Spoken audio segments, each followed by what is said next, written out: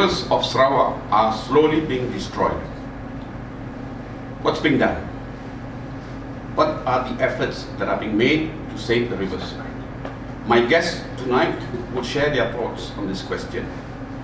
On my left, immediately, Mark Bujang, and on the extreme left, Peter Kalan. Friends, selamat datang to Rakyat Times TV. Maybe we can start. Mark, share a little bit of yourself with the viewers. Yes, thank you, Haris. My name is Mark Bujang, and I'm from Miri, Sarawak. And I work as an executive director for NGO for Borneo Resources Institute, Rimas. I am also the secretary for Safe Rivers, the coalition of concerned citizens as well as NGOs concerned about the mega dam development in Sarawak. Peter? Thank you, Haris. My name is Peter Kalang. I came from Baram, actually. Baram, I was born there, but I've been living in Miri for quite a while now. But I still have a home in Baram, and that is one of the places that the government is going to build a dam. So I'm the chairman of Safe Rivers. You are the chairman of Safe Rivers. Safe Rivers, yes. And you said that you are from a place where the government is going to build another dam. Which dam is this now? It is the Baram Dam. So if it is going to be built, it will be the fourth dam that they will build. Okay. Now, city folk, when you talk about rivers, what comes to mind is a picnic spot, somewhere to relax for recreation. But we are told that in Sarawak, rivers are life. Rivers are a means by which the interior people can sustain themselves. Now, help us understand why rivers are critical to the interior people in Sarawak. Maybe you can start, Peter. Yeah, rivers in the context of Sarawak is very, very important for the people. First of all, these people are living in the interior where the only means of transport would be the rivers. Okay, transport. Transport is one problem. Now we have some what do you call this, timber track. Okay. That they use. They go to the villages using four-wheel drive. But the cheapest way to get your product to the town and all that is still the river. Okay. That is one. Second thing, they get the fish from the river, which is the source of protein, and then they get the water. They use water from the river for the daily use, and then for transport, for going all over the place. That is a very important factor. And even if they want to go to the farm, they need the river. That's why in Sarawak, most of the villages are located along the river. Okay. So that is a very important part of their life. That's why if you look at the village in the interior of Sarawak, all of them start with the long san, long banyo. Long just means at the point where the rivers meet, just like Kuala Lumpur. So in our term, Kuala Lumpur would be called Long Lumpur. Okay. Mark, would you be able to help me understand this? What percentage of the Sarawak population would be interior people who are dependent on the river? What percentage would you be able to say? I think most of the people, the population in Sarawak is still rural based. I can say 80% is still rural based. Previously, yes, majority of our people still depend on the river for transport, for sustenance and all this. But now with other modes of transport and also loading track, so that is yes, it's. But it has lessened. But of course, the rivers still play an important part of the daily days, the livelihood of the people, to commute, to fish, and also as their identity, as part of the community where they call it their home. Okay, Peter, you mentioned just now means of transportation, protein, the fish, and water. Yes. Anything else that you would wish to add to the list that Peter has shared with us? Also, in terms of historic, the connection of the people to the land and the history of it. A lot of these rivers are communities who are living there, they are the ones who give the names. And each rivers have their own names and each has its own meaning. For example, what do you call it? Long San. I don't know what's the Kenya meaning, but of course, in Kenya, they have a meaning in what is Long San. Okay. And Peter, you were saying that you're from Baram. That would be interior, right? Very interior. Yeah, Baram is very interior. Not only is it interior, it's the biggest district that we have in the whole of Sarawak. I see. So Baram would be as big as the state of Perlis. Yeah. Johor. Johor. Yeah. It's Okay. a big district, All right. and all the people living in Baram are living along the river, because although you still have a timber track road like what Mark was saying, but not everybody can afford a four-wheel drive. Four-wheel drive costs you up to here. You see. Right, right. So the village people who are subsistence farmers, for going to the farms and all that, they still need the boat. So to go to the farm. I was a bit interested in what you were saying, Mark. Are you suggesting that there is a cultural connection between the river and the indigenous Yes. Definitely. population? It's not only the river, but also the land surrounding the village. The community gets its identity from the land. That's why we always say that besides the rivers, the land is also very important to us. Without land, I think the indigenous people it's very difficult for them to survive. And also, if we take away the land, the rivers, they will lose their identity as indigenous peoples, and they will become. They are forced to move somewhere else. They're forced to move to towns, and that's the beginning of the end for identity of the people. Right. Okay. Now you said beginning of the end, and we keep hearing again and again this resistance by activists like yourself to save the rivers. What exactly is being done that you see as a threat to the rivers of Sarawak? When they build a dam, Okay. so what happened will be the rivers will be, the land around there will be flooded, and the most fertile part of the land is areas along the river bank. Okay. Because every time it floods and then it brings new soil and all that. In fact, in my village, my father planted some bananas in front of our house, years back. And I went back last week, and then this banana have grown up, and then they start to spread on their own without any fertilizer, without watering and all that. Because the land is fertile. Very fertile. That's why there's a saying there, if you go to Longikang, I'm from Longikang, you just throw the paddy there, and then next day you can see it's growing. So Okay. it's a very fertile part of the land. So when you build a dam, and most of the cultivated area where the indigenous people are living along the river, so it will flood all this fertile area. And not only that, they will lose their land, of course, they lose their whole life work, because a lot of them plant rubber, plant coffee, they plant banana and all these other crops there. It will be all flooded, so that means it's just like your all your saving, all your life saving, that is their life saving, is lost, including their house is lost, and that is completely irreversible destruction, and then they are forced to live in another area. But you must understand, now Sarawak, about 95% of the jungle of Sarawak has been destroyed. These people who are subsistence farmers. Can I just ask you, when you say 95% destroyed, is this through logging, or is it because of this flooding from the building of the dam? Now I'm still talking about logging. Okay. Because logging, and then they're also doing a lot of these oil palm plantations, and then they're doing this what do you call timber plantation, replanting and all that. But all these are not the native timber. Acacia mangium. Yeah, they are for pulp, for producing pepper and all that. Right. So government is taking the native land. So in other words, all these good lands are gone, and now they are doing the final part. They wipe out the land that is still there for the native people.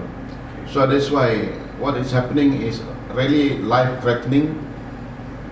Actually, is killing the rest, the people. You know, the what do they call it? Ethnocide. Ethnocide. Okay, ethnocide. Ethnocide, you see.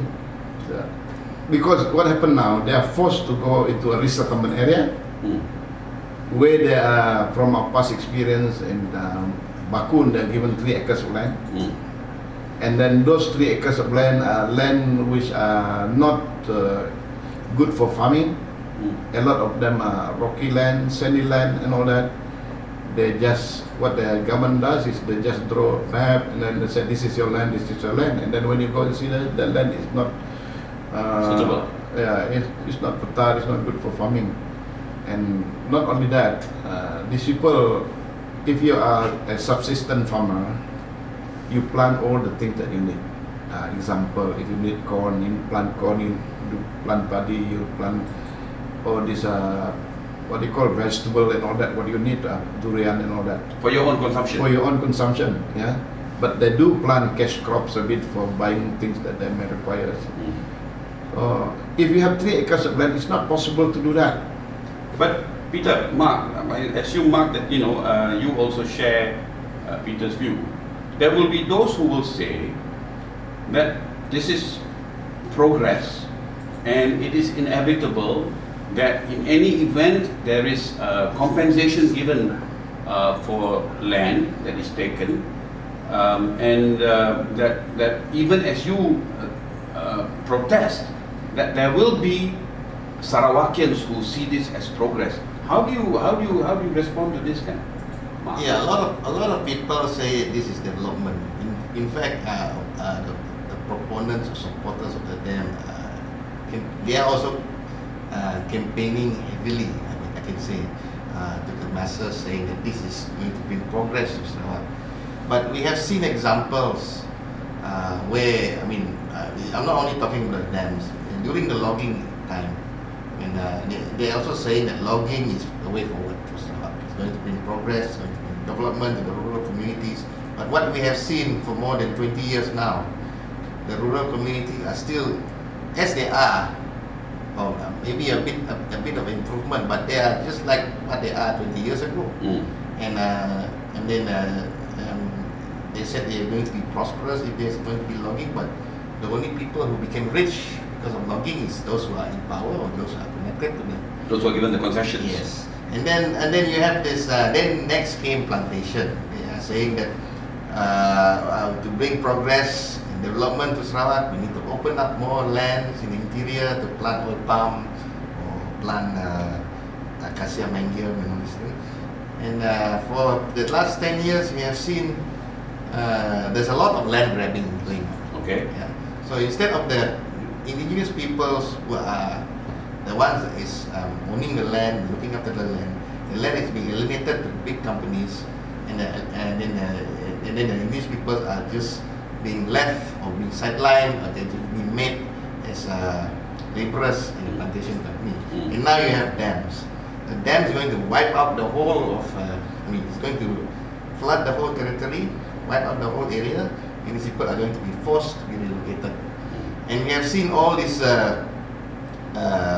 these resettlement schemes in Bakun. The first example is the Batang Air Dam. Yes. And there you can see the people there are also not as prosperous as or developed as you want to say.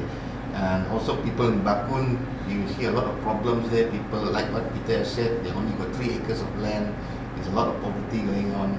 And now they just finished Murum and they just moved these people to the new resettlement areas. There are also a lot of problems there. The Panas are complaining they don't have any food.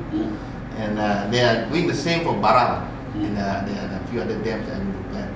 So I don't see this is going to be progress. Because it's just an excuse for them to just grab whatever resources there to enrich those who are in power. Let me come back to you, Peter, on this. Mark was saying, sure, they are saying progress, but the people affected do not see any of the benefits. Now, your family is in Baram, so in a sense, you are directly affected. Now, my question to you is, would your family be okay with this interference with their cultural way of life if, for instance, they were going to see some monetary progress? In that sense, I'm asking you, is that important to the indigenous who are being affected? That if, say, for instance, they got a reasonable share of the proceeds of progress, or is it a case of, no, this is our cultural, our ancestral way of life, and we want this way of life to continue? Could you perhaps share? First of all, what we have seen in the other dams, they are not given any substantial monetary return for what they lost. Okay. It is not what they get is just a meager amount compared to the amount that they have lost, in terms of land or that. If they were given a substantial return, would this problem then go away, or would it be a case of, look, no amount of money can compensate me for the disruption of my way of life? Money will not be able to buy what they have now. Okay. That's what I'm saying. In terms of land, in terms of the community, because they're very closely knitted community, and beside that, the indigenous people, you must understand, even among our what you call our ethnic group, the Kenyah people, we have about 30 over groups there, speaking different language, dialect and all that. See, so what I can see is if they are being removed from where they are living now and they are going to be resettled in a new area, they are going to lose their language, they're going to lose their culture, everything, and then they will lose their identity. You see, that's one part.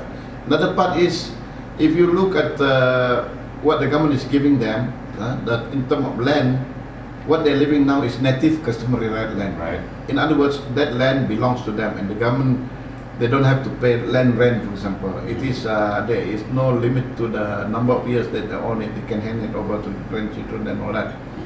But what we have seen them doing now, they go and move them out to this new resettlement area. They give them a land which has a limited, about 60 years and all that. Leasehold. Leasehold. So that is another problem that we have, and I cannot see that it will be. Most people, they don't want this. They don't want this thing. And beside that, the people that are affected by the dam are not enriched. I mean, they are not. They get any enough benefit from the dam, because the objective of building the dam is to supply power to the industries in town. This is Sarawak Energy. Yeah, so they are supplying power to SCORE, they call it Sarawak Renewable Corridor of Renewable Energy. Yeah, so the supply power there. In fact, if you go to Bakun now, the overhead line and the transmission cable is on top there, and you have villages down here. They don't have any cable going on there to supply anything. Okay. And these poor folks there, they are still using diesel generator. So this is progress for people elsewhere, not for the people who are badly affected by the dam. Now, you said about 80% of the Sarawak population still live in the interior. And Well, not 80% of the whole population. 80% of the indigenous peoples still live in the interior. so now, some people may say, oh, Mark, Peter, you are just a minority voice that do not represent the indigenous who are affected with these various projects. Respond. We have done a lot of survey. Yeah. Me personally, I am involved with several since 2012. We have done signature campaigns, and we have about 10,000 people from Baram who have signed onto our signature campaign. 10,000 people in Baram. Baram alone, Out of a total population of? our population about around 20,000. So about 50%. Yeah, I mean that we have collected. Okay. But we are, we don't have the resources to do all that thing because we are voluntary. All of us volunteers. Okay. You see, Alright. so if we are going to see all these people affected, I'm very sure there are more people who do not want the dam than those who are asking for them. In fact, we can see the people who are vocal about asking for the dam, only the community leaders, Okay. the Ketua Kampung, Pungulu and Tonggong, and these people are appointed by the government, and they are trying to do bend over backward in order to please the government. Right. So they are in name that community leaders. Yeah, in fact, they are government people. They are government Yeah, appointees. Government employees. Yeah, Okay. What we call here barwas. yeah. Okay. Mark, would you also want to perhaps give your response to that sort of criticism? For the rural people, the indigenous peoples, they are of course crying out for development. Don't mistake us for, a lot of people label us, we are anti-development, we are anti-progress, but we are not against development. We want development. In fact, the rural people are crying out for development. For 51 years since Malaysia was formed, a lot of the rural areas are still the way it was in 1963. Yeah. So we are crying out which is not necessarily a bad thing. Yeah, we are crying out for development. So the people basically they just want basic infrastructure, just a road, clean water, all these basic things. But of course the government is giving conditions. In order to have all these basic amenities, you have to have a dam. Why do you put conditions for something which is basic, which is the duty of the government to provide to the people? Another thing I would like to add. Please. You know, these people, you can clearly see that they want development. But the way that the government is doing it, they force upon them certain things which the government call development. But it is not development that brings benefit to the people, like what I said just now. So what the government should do is to look at the people, because the people want development. They want development which is, focused on them. You see, which is the right way to do it. Development should not be focused on somebody who is outside there, who out to make business and building factories and all that. So the people want development, but they don't want destruction. Right. See? In short, give us development that does not destroy our way of life. Would that be correct? Yes. Yeah. The development that will allow them to live the way that they want to live, that they are comfortable to live. You don't force them into things. Just like a child, you see, you keep on forcing them. You cannot do that. You have to consult them. So would you sit here now and confidently say that you are the voice of the majority of the indigenous who are affected by this? Yes, I can say that Confidently. Yes. Mark? Yes. Yeah. Now, that being the case, share with us what you have been doing, what you are doing, and what you intend to be doing in the continuing fight to defend the rivers of Sarawak. Share with us, please. Yeah, of course, in the beginning, we had to face a lot of challenges in trying to raise the awareness of our people. But we have to educate our people on the pros and also the cons of this mega dam development. And what we have, Save Rivers and also some of the other NGOs have been doing, we have been going on, we call it roadshows. We go down to the community. This is roadshows in Sarawak? In Sarawak itself. Okay. Yeah. And we go down to the communities who are going to be affected directly by the dam, and also to communities who are not directly affected, those below the dam. And we are giving them awareness raising workshops, giving them exposure to the law and also to the effects of if this dam is going to be built. And besides that, we have also been organizing conferences, seminars. We had one big alternative conference we organized last year. 23rd of May.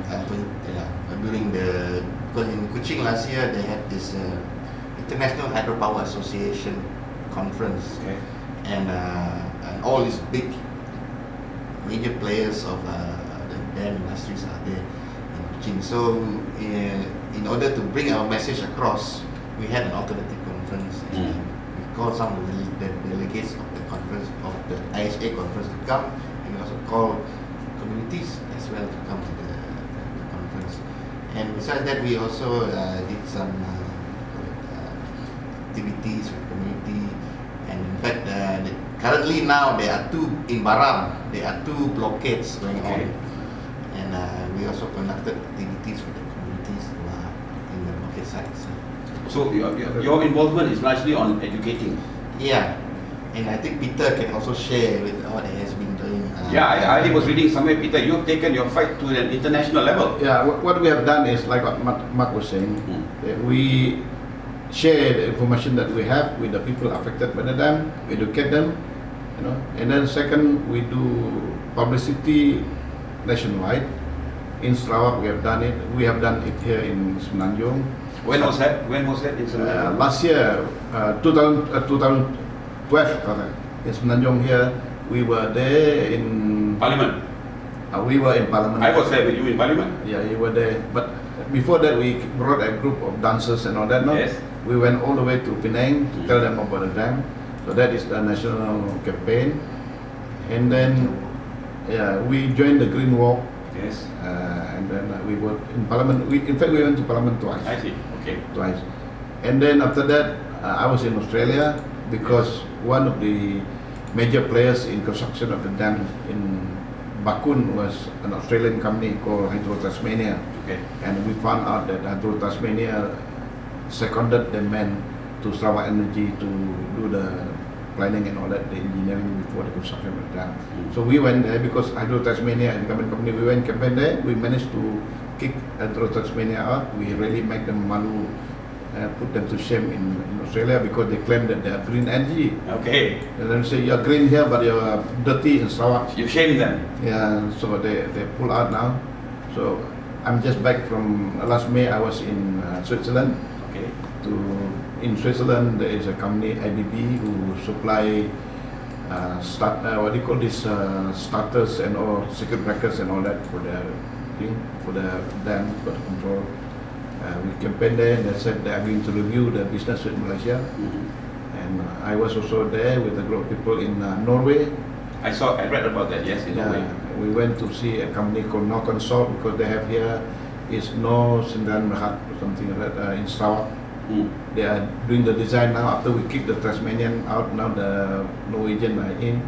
So we went to see them. And this is the international campaign. So one of the international campaign is like what Mark was saying is now the IHA, International Hydropower Association. And just 4 weeks ago, we were there in KLCC because there was a big conference there. Okay. About 7,000 people in KLCC. And what has the response been to your outreach? Have you found it encouraging? Is it having an impact in Sarawak? Is it taking you all anywhere in your struggle?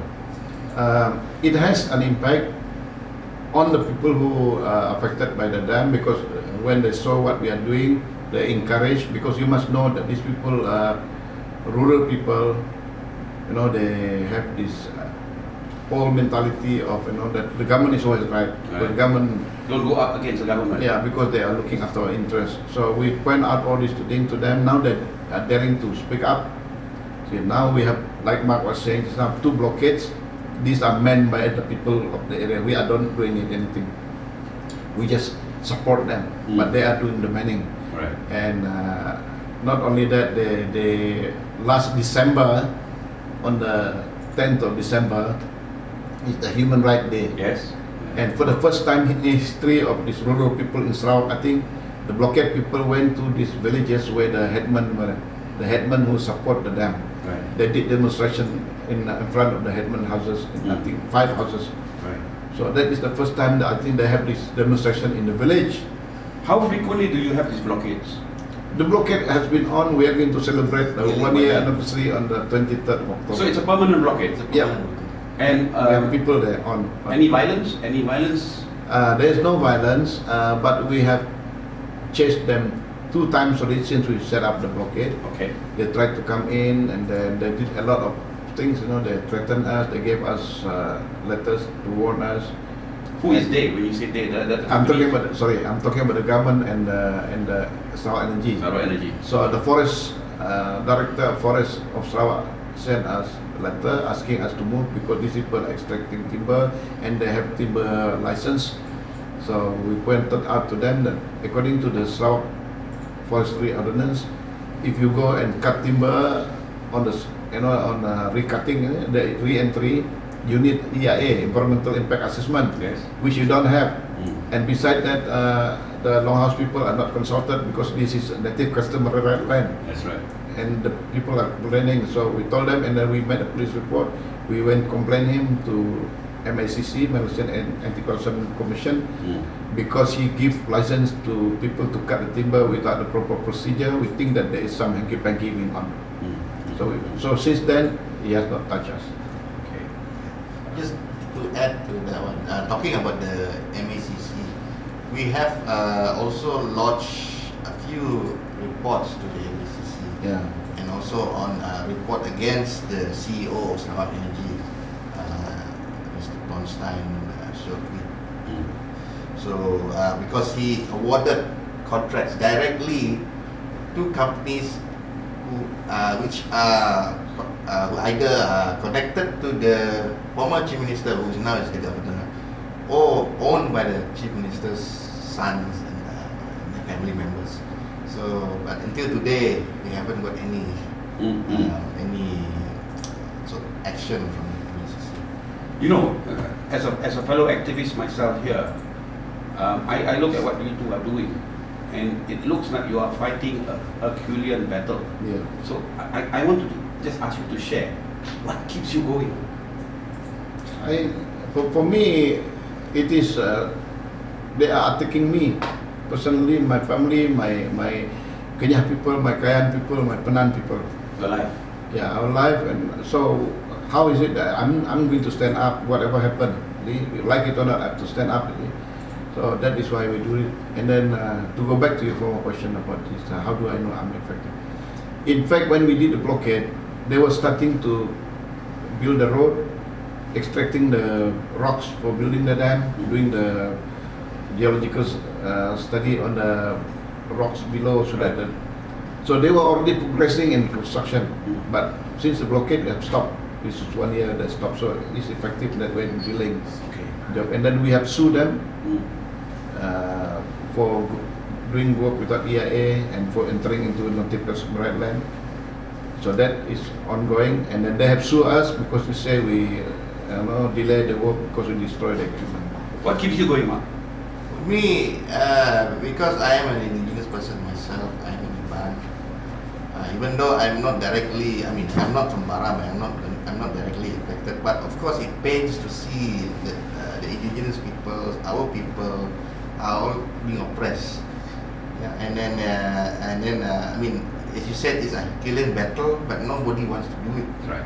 So Somebody's got to do it. someone has got to do it. So I know that feeling. I know that feeling. That is what the passion that drives me. Okay, now before we end, I want to hear from you on this. What can we in Malaya do in solidarity with you in Sarawak to save the rivers there? Very quickly, both of you. Mark first. Yeah, of course we need a lot of support. We are looking, anybody who can actually support us, we will really welcome them. And for the people of Malaya, we really need you to spread the message across, and also we need a lot of resources as well. All of us are basically, in volunteer basis. We are not being paid to do this, so we need support. We need funding as well. We need. Is there a dedicated account that perhaps any viewers who want to send in funds can send it to? Yes, we have a Maybank account, but I don't have the account number here with me now. So we you have a Maybank account. You can give it to us later so we can run it on the screen. Yes. Yes, okay. So that whoever wants, viewers who wants to help and support, will come to. And we also need expertise as well.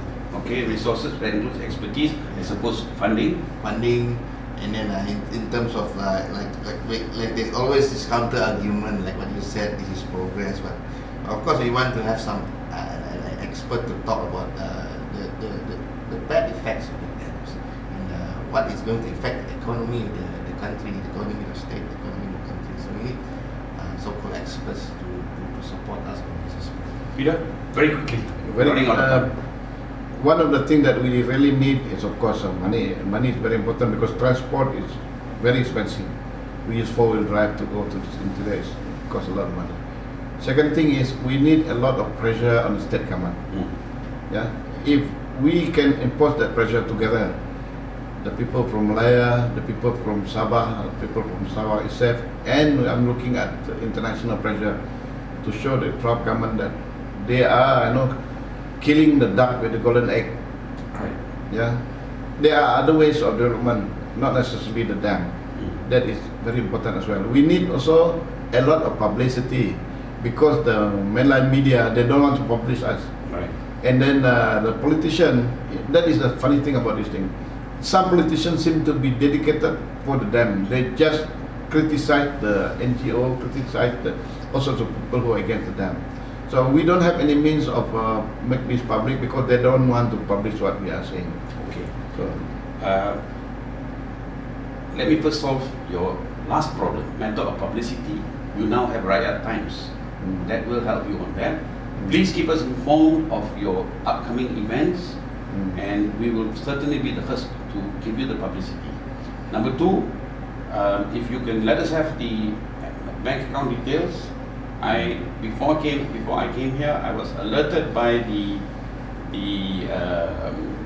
owners of this that they have mandated me to pledge 1,000 ringgit towards your cause. Thank you. All right, gentlemen, thank you for spending time with us today to share your experience and your brave battle out there in Sarawak. Thank you for being here this evening. We may not see eye to eye on everything, but let's agree to disagree. Good evening.